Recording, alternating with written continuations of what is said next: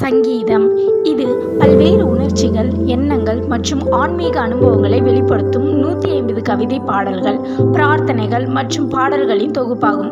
மோசேயின் 5 புத்தகங்களுடன் தொடர்புடையது.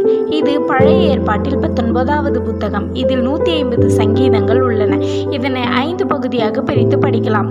1 முதல் 41 ஆதியாகமம் பகுதி. இதில் மனிதன் ஆசிர்வதிக்கப்படுவது, வீழ்ச்சி அடைவது மற்றும் மீண்டும் வரும் நிலை. 42 முதல் 72 யாத்ராகமம் பகுதி. இதில் இஸ்ரவேலர்கள் பார்வையில் அழிவு மற்றும் மீட்பு. 73 முதல் 89 லேவியராகமம் பகுதி.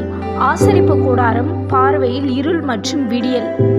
90 மற்றும் 106 என்னாகமம் பகுதி. பூமியின் பார்வையில் யாத்ரீகர்கள், ஆபத்து மற்றும் பாதுகாப்பு. 107 முதல் 150 உபாகமம் பகுதி. இதில் கர்த்தருடைய வார்த்தையின் பரிபூரணம் புகழும்.